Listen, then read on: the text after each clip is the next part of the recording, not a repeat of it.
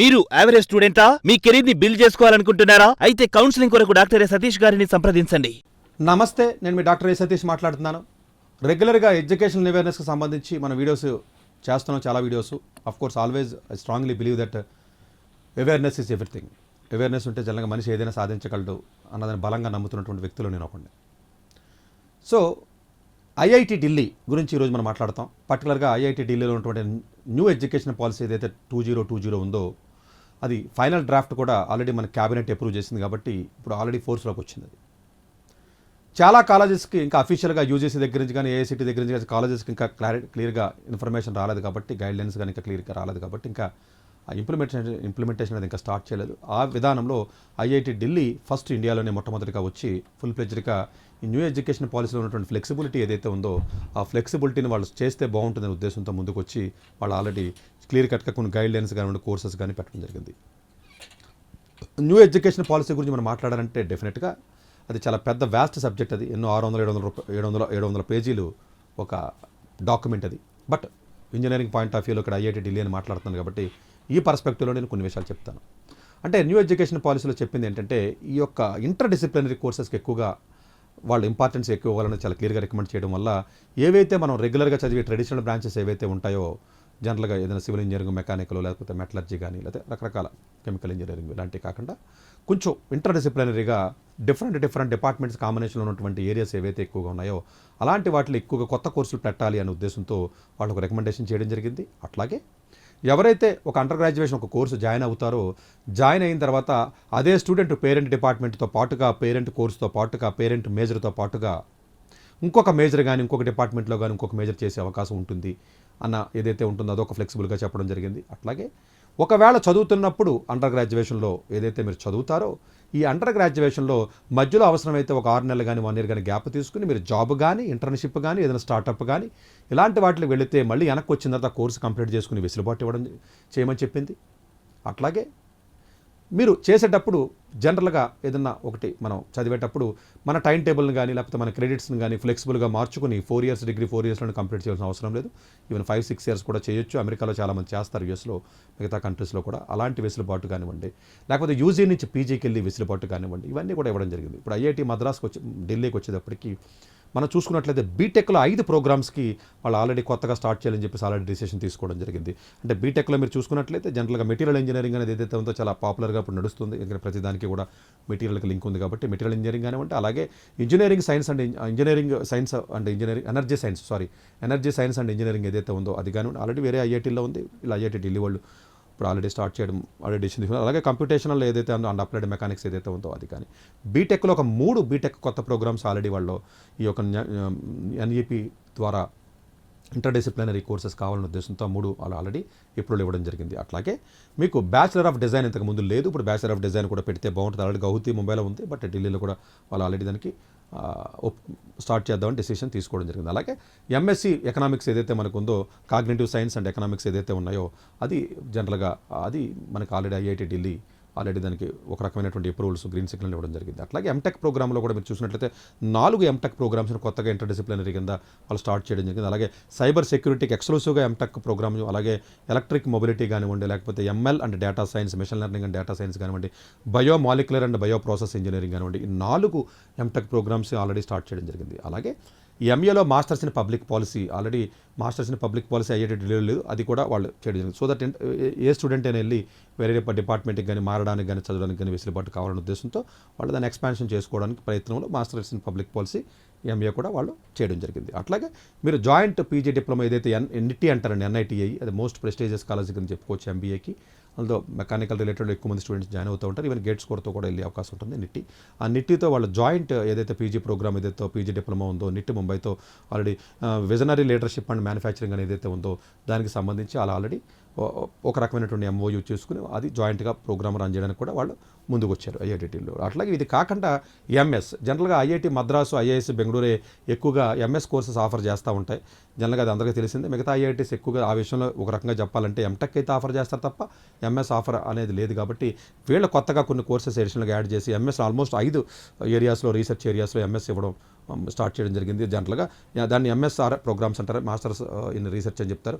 Automotive research and ఏదైతే ట్రైబాలజీ ఏదైతే ఉందో అది కానివ్వండి, ఎనర్జీ సైన్స్ అండ్ ఇంజనీరింగ్ కానీ, లేకపోతే మెటీరియల్ సైన్స్ అండ్ ఇంజనీరింగ్ కానివ్వండి, ట్రాన్స్పోర్టేషన్ రీసెర్చ్ కానివ్వండి, లేకపోతే ఇంజూరీ ప్రివెన్షన్ కానీ, ఇవి 5 రకాలైనటువంటి ఏరియాస్లో ఎంఎస్ఆర్ మాస్టర్స్ ఏదైతే రీసెర్చ్ ఉందో అది అందుబాటులోకి తెచ్చారు. అంటే దీని ద్వారా రీసెర్చ్ని ఇంకా పెంచి స్టూడెంట్స్ ఒకదాని నుంచి ఒక స్టూడెంట్ ఇంకొకటి నేర్చుకునే అవకాశం ఏదైతే ఉందో ఇలాంటి వెసులుబాటు ఈ న్యూ ఎడ్యుకేషన్ పాలసీ ద్వారా ఇవ్వచ్చు.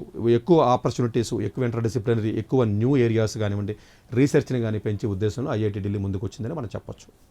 అలాగే దీనికి సంబంధించినటువంటి డిపార్ట్మెంట్స్ ఏవైతే ఉంటాయో కొత్తగా కూడా డిపార్ట్మెంట్స్ కూడా, అంటే కోర్స్ అంటే ఒక కోర్సే ఉండదండి, డిపార్ట్మెంట్ సపరేట్గా ఎస్టాబ్లిష్ కూడా చేయాలి. ఇప్పుడు for example school of artificial intelligence అంతకు ముందు లేదు, ఇప్పుడు సపరేట్గా దాన్ని పెట్టడం జరిగింది. అలాగే transportation research and injury prevention అదొక సెంటర్ కానివ్వండి, sensors and instrumentation and cyber physical systems engineering అని ఇలా డిఫరెంట్ డిపార్ట్మెంట్స్ కూడా వాళ్ళు ఆల్రెడీ స్టార్ట్ చేయడం జరిగింది కొత్తగా. ఆల్రెడీ దానికి అప్రూవల్స్ ఆల్రెడీ స్టార్ట్ చేశారు. సో అట్లాగే ఐఐటి ఢిల్లీలో ఉన్నటువంటి ఫ్లెక్సిబుల్ ఆప్షన్స్ ఏంటి, ఇది చాలా ఇంపార్టెంట్ పాయింట్ అండి.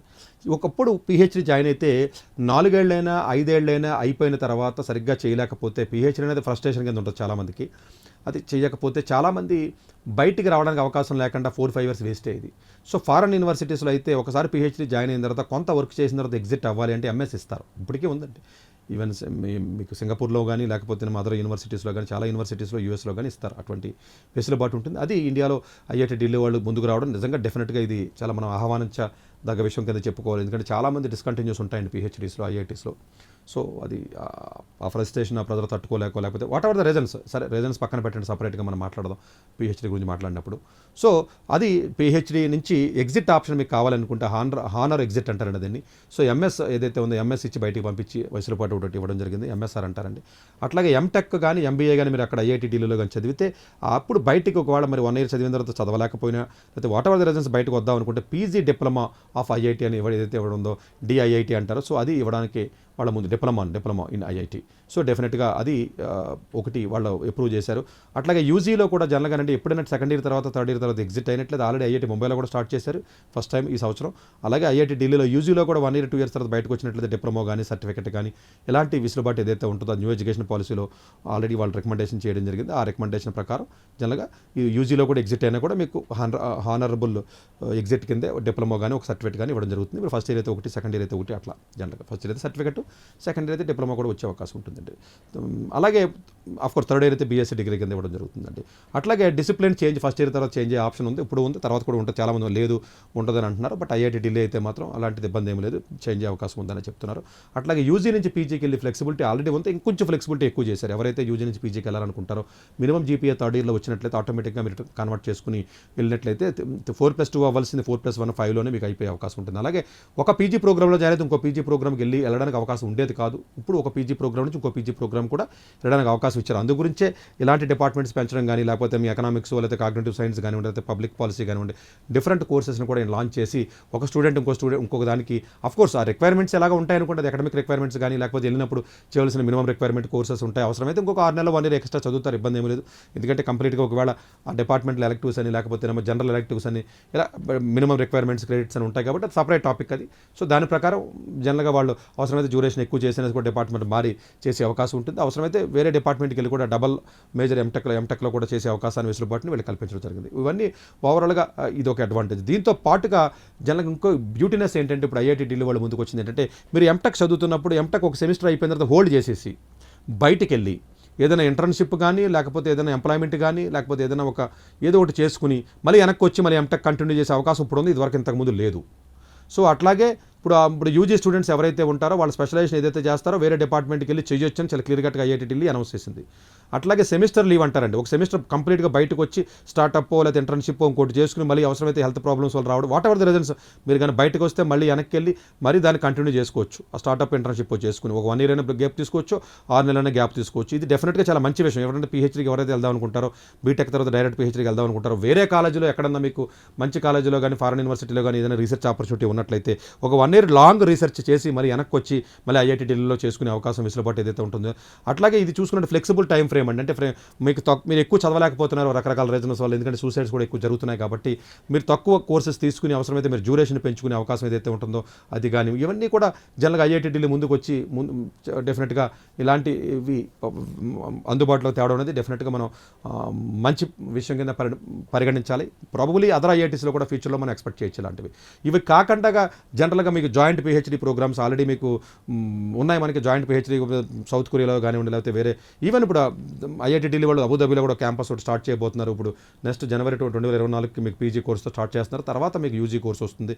ఇట్లా డిఫరెంట్ ప్రోగ్రామ్స్ ఏదైతే ఫెలోషిప్స్ ప్రోగ్రామ్స్ లాంచ్ చేయడం కానివ్వండి, ఇంటర్నేషనల్ మాస్టర్స్ ప్రోగ్రామ్ కానివ్వండి, రకరకాల ప్రోగ్రామ్, అలాగే అవుట్ రీచ్ ఈవెంట్స్ ఉంటాయండి. హై స్కూల్ స్టూడెంట్స్కి అవుట్ రీచ్ కానీ రకరకాల ప్రోగ్రామ్స్. అవుట్ రీచ్ కూడా మీకు సైన్స్ అండ్ టెక్ ఏదైతే మీకు స్పిన్ లెక్చర్ ఏదైతే ఉందో అలాంటిది కానీ, స్టెమ్ మెంటర్షిప్ ఫర్ ఉమెన్స్ అని రకరకాల programmes, innovative programmes school students కూడా ఇవ్వడం జరుగుతుంది. రూరల్ ఏరియాస్లో ఉన్నటువంటి వాళ్ళకి కానీ, లేకపోతే గర్ల్స్ ఎవరైతే ఉన్నారో వాళ్ళకి స్టెమ్ ప్రోగ్రామ్స్ మీద అవగాహన కల్పించడం కానివ్వండి, ఇలా రకరకాల ప్రోగ్రామ్స్ ఐఐటి ఢిల్లీ వాళ్ళు కూడా ముందుకు వచ్చి అలా ఒలింపియాడ్ ఎగ్జామ్స్ కండక్ట్ చేయడం కానీ ఇవన్నీ కూడా ముందుకు వచ్చేస్తున్నారు. డెఫినెట్గా ఐఐటి ఢిల్లీ అనేది ఆల్మోస్ట్ అది మంచిదని నేను ప్రత్యేకంగా చెప్పక్కర్లేదు. ఆల్మోస్ట్ ఐఐటి ఢిల్లీ కానివ్వండి, ఐఐటి ముంబై కానీ, ఐఐటి మద్రాస్ కానీ డెఫినెట్గా ఇండియాలో దీస్ 3 అనేది ప్రెస్టీజియస్ కాలేజెస్ కింద చెప్పుకోవచ్చు మనం, apart from the IISc Bengaluru. So డెఫినెట్గా ఇంకొంచెం ఫ్లెక్సిబిలిటీ ఈ కాలేజీలో రావడం అనేది ఏదైతే ఉందో డెఫినెట్గా మంచి పరిణామం కింద చెప్పాలి. ప్రాబబులీ అదర్ ఐఐటీస్లో కూడా ఇలాంటి ఫ్లెక్సిబిలిటీ ఇంకా ఎక్కువగా వచ్చే అవకాశాలు ఉంటాయి. ఒకవేళ నెక్స్ట్ ఇయర్ అకాడమిక్ టైంకి అలాంటి ఫ్లెక్సిబిలిటీ కానీ మీకు రాకపోతే, ప్రాబబులీ ఫ్లెక్సిబిలిటీ ఎక్కువ ఉంది కాబట్టి ఐఐటి ఢిల్లీ ప్రిఫర్ చేయడానికి ప్రయత్నం చేయండి. Even IIT Mumbai and IIT Madras కంటే కూడా బెటర్గా ఇప్పుడు ఈ రోజున ఐఐటి ఢిల్లీ అయితే అనౌన్స్ చేసింది కాబట్టి ఓవర్ కమింగ్ టైంలో maybe another next year advanced రాసి ఎవరైతే జాయిన్ అవుతారో బీటెక్ కానీ, లేకపోతే గేట్ రాసి ఎంటెక్ ఎవరైతే వెళ్తారో ఆ టైంకి మిగతా ఐఐటీస్లో కూడా ఫ్లెక్సిబిలిటీ వస్తుందని మనం ఆశిద్దాం.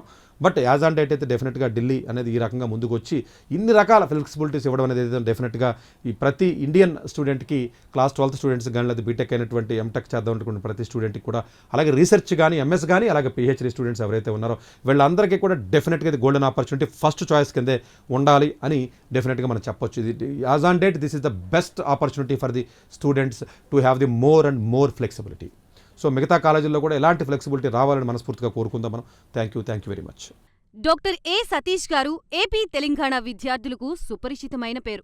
సతీష్ గారు 2001 యూపీఎస్సీ పరీక్షల్లో ఉత్తీర్ణులై ఇండియన్ రైల్వే విభాగంలో ఉద్యోగం సాధించారు. సతీష్ గారు చదివిన చదువులు engineering, MTech, MBA, executive MBA, MSc, MBA HR, MA psychology లాంటి పోస్ట్ గ్రాడ్యుయేషన్ డిగ్రీలతో పాటు డాక్టరేట్ కూడా చదవడం జరిగింది. డాక్టర్ సతీష్ గారు నిరంతర విద్యార్థి. అలాగే సతీష్ గారు పలు ప్రతిష్టాత్మక కాంపిటేటివ్ పరీక్షల్లో, యూపీఎస్సీ నిర్వహించే సివిల్ సర్వీసెస్ పరీక్షల్లో 159వ ర్యాంక్, అలాగే ఇంజనీరింగ్ సర్వీస్లో 24వ ర్యాంక్, గేట్ ఎగ్జామ్లో 4వ ర్యాంక్, క్యాట్ ఎగ్జామ్లో 99.8%, జీమాట్ ఎగ్జామ్లో 760 స్కోర్, ఇలా పలు కాంపిటేటివ్ ఎగ్జామ్స్లో మొదటి ప్రయత్నంలోనే ఎన్నో ర్యాంకులు సాధించారు. ఇన్ని క్వాలిఫికేషన్స్, డిఫరెంట్ కాంపిటేటివ్ పరీక్షల్లో ర్యాంకులు సాధించిన వ్యక్తులు మన ఇండియాలో చాలా అరుదని చెప్పాలి. ఇలాంటి అకాడమిక్ల పరంగా, కాంపిటేటివ్ల పరంగా ఇన్ని ర్యాంకులు సాధించడంతో పాటుగా గవర్నమెంట్ ఉద్యోగం చేస్తూ పలు అవార్డులు తీసుకున్నారు. సతీష్ గారికి జనరల్ మేనేజర్ అవార్డు జోనల్ లెవెల్లో, ఆల్ ఇండియా లెవెల్లో, నేషనల్ లైఫ్ టైమ్ అచీవ్మెంట్ గుర్తింపులు దక్కాయి. అప్రిసియేషన్ ఆఫ్ ప్రెసిడెంట్ ఇండియా నుంచి గానీ life time Seva Sri award from Andhra Pradesh మంత్రుల నుంచి అందుకున్నారు. వీటితో పాటు పలు రకాల అవార్డులు అందుకున్నారు. ఎన్నో ప్రతిష్టాత్మక ఆర్గనైజర్స్ సంస్థలో పర్మనెంట్ మెంబర్గా ఉన్నారు. కష్టపడి పైకి వచ్చిన వ్యక్తి కావడం వల్ల గత 20 సంవత్సరాల నుంచి ఎంతో మంది చిన్నపిల్లల దగ్గర నుండి 5, 6 తరగతి విద్యార్థుల నుంచి పెద్ద పెద్ద పీజీ, పీహెచ్డీ కాలేజీలకు వెళుతూ విద్యార్థులకి అవగాహన కల్పిస్తూ ఉంటారు. ప్రతి విషయంపైన డాక్టర్ సతీష్ గారు స్పష్టమైన అవగాహన కలిగి ఉన్నారు. డాక్టర్ సతీష్ బలంగా నమ్మే సూత్రం ఏంటంటే అవేర్నెస్ ఈజ్ ఎవ్రీథింగ్. మనిషికి అవేర్నెస్ ఉంటే ఏదైనా సాధించగలరు. ఒక్క మోటివేషన్తోనే కాదు, ఏది చెయ్యాలి, ఏది చేయకూడదు, ఎలాంటి డెసిషన్ తీసుకోవాలనే విషయాలపై, ముఖ్యమైన విషయాలపై అవగాహన కల్పిస్తూ ఉంటారు. అలాగే గవర్నమెంట్, ప్రైవేట్ జాబ్లే కాకుండా ప్రపంచ దేశాల్లోని జాబ్స్పై కూడా అవగాహన కల్పిస్తూ ఉంటారు. ఉద్యోగాలతో పాటు పెద్ద చదువులైన ఐఐటి వంటి వాటిపై సెషన్స్ నిర్వహిస్తూ ఉంటారు. ఇప్పటి వరకు 3 లక్షల సెమినార్లు ₹1 తీసుకోకుండా ఉచితంగా నిర్వహించారు. ఇందులో భాగంగా మన ప్రైమ్ 9 ద్వారా విద్యార్థులకి మోటివేషన్ ఇవ్వడానికి మీ ముందుకొస్తున్నారు డాక్టర్ సతీష్ గారు. మీరు యావరేజ్ స్టూడెంటా? మీ కెరీర్ ని బిల్డ్ చేసుకోవాలనుకుంటున్నారా? అయితే కౌన్సిలింగ్ కొరకు డాక్టర్ ఏ సతీష్ గారిని సంప్రదించండి.